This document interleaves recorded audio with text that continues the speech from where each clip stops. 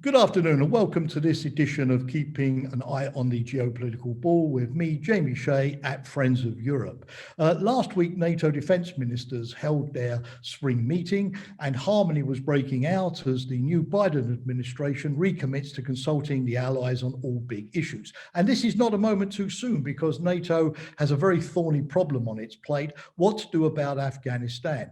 You may recall a famous old rock song by The Clash which says, "Do I stay or do I go?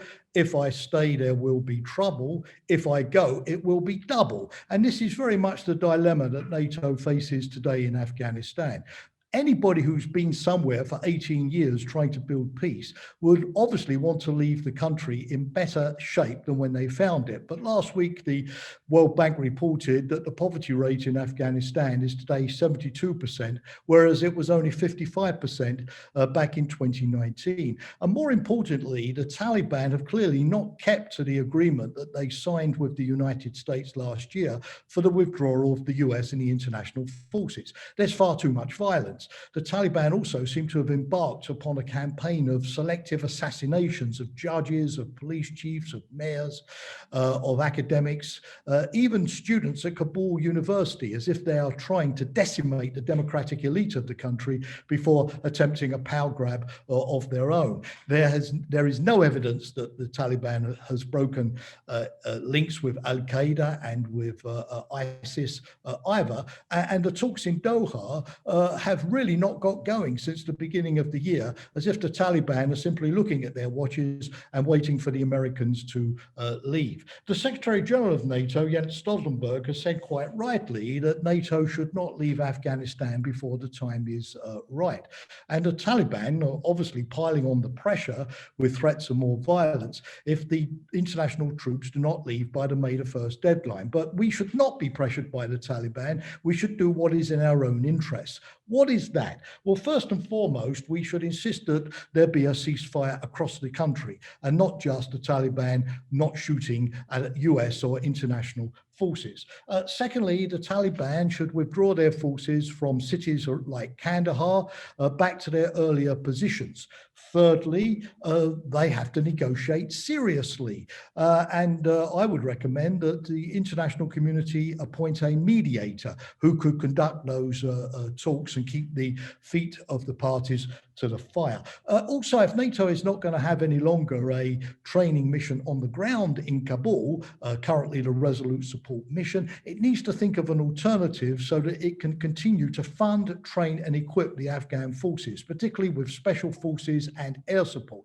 Currently, those Afghan special forces are carrying out 90% of the operations, but experts believe they will need another 2 years of international support to be fully autonomous. And we also need to work on a much more effective regional framework so that countries like Iran, India, Russia, China, and above all Pakistan are involved constructively in putting pressure on all of the parties to keep to a peace deal. Russia has appointed an international envoy and hosted some reconciliation meetings in Moscow, which is good. Iran, for example, can do more as a condition for resuscitating the nuclear deal with the United States. But the key element, of course, as always, will be Pakistan in terms of no longer supporting terrorist activities across the border.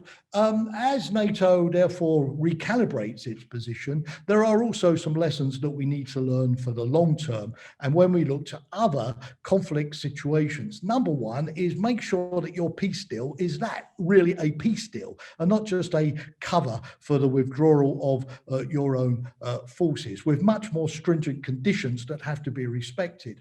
Number two, don't promise to pull your troops out before the deal is not simply signed, but actually implemented in a verifiable way by the parties. Condition number three is offer a package of incentives to the parties to cooperate. For example, to Afghanistan, a package of IMF loans, of long-term development aid, aid to education, and so on, if everybody behaves, but also of disincentives, such as a force over the horizon ready to spring back should the Taliban resume their old terrorist activities. And above all, a regional cooperation framework where the locals, the neighbors of a country like Afghanistan, are working with you rather than against you.